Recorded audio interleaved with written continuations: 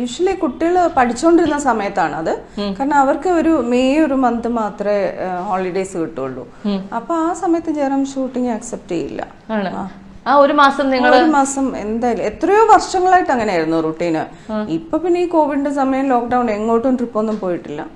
അപ്പൊ ഈ 30th year of happily married ലൈഫിൽ എന്താണ് പരിപാടികൾ, എന്താണ് സ്പെഷ്യൽ കാര്യങ്ങൾ? 50th ഇയർ സെലിബ്രേറ്റ് ചെയ്യാനാണ് ഞാൻ ഇരിക്കുന്നത്.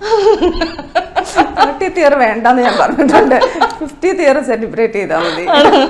അല്ല എന്നാലും കുറച്ച് കൂടുതലായിട്ട് ചിന്തിക്കുന്ന ആളാ, അതുകൊണ്ടായിരിക്കും. അല്ല ഇത്തരം പാർട്ടികളൊക്കെ മെയിൻ ആയിട്ട് ഓർഗനൈസ് ചെയ്യുന്ന ആരാ? മക്കളാണോ അതോ അച്ഛൻ? നിങ്ങൾ രണ്ടാൾക്കാരാണ്? ആദ്യം ഞങ്ങളായിരുന്നു ചെയ്തോണ്ടിരുന്നത്. ഇപ്പൊ ഇവർ രണ്ടുപേരും കണ്ണനും ചക്കിയാ ഫുള്ളായിട്ട് നോക്കുന്നത്, ഏറ്റെടുത്തേക്കുന്നത്.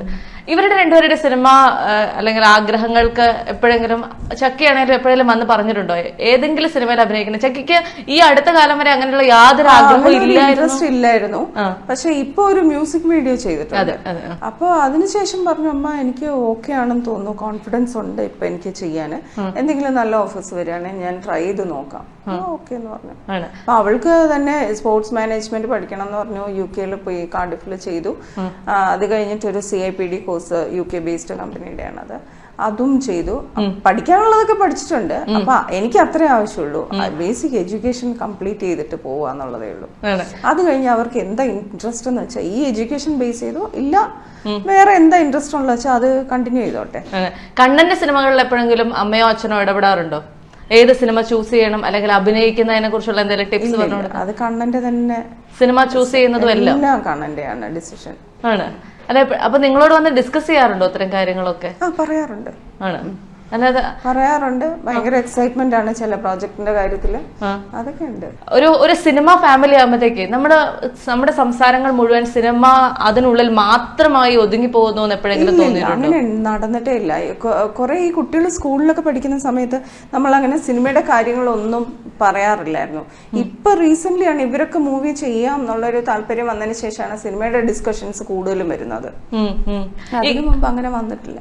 കണ്ണന്റെ അമ്മയായിട്ടോ അല്ലെങ്കിൽ ജയറാമേട്ടന്റെ ഭാര്യയായിട്ടോ ഒക്കെ ഒരു സിനിമ അവസരങ്ങൾ ഈ അടുത്ത കാലത്ത് എപ്പോഴെങ്കിലും വന്നിട്ടുണ്ടോ? വന്നിട്ടില്ല.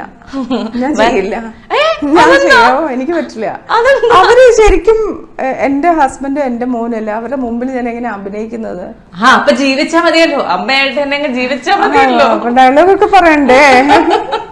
അങ്ങനെ അല്ല, അമ്മ ഭയങ്കര എന്താ പറയാ, ഭയങ്കര സ്ട്രിക്റ്റ് ആയിട്ട് വീട്ടിലിടെ പറയുന്ന അതുപോലെ തന്നെ ഡയലോഗ് പറഞ്ഞാൽ പോരെ?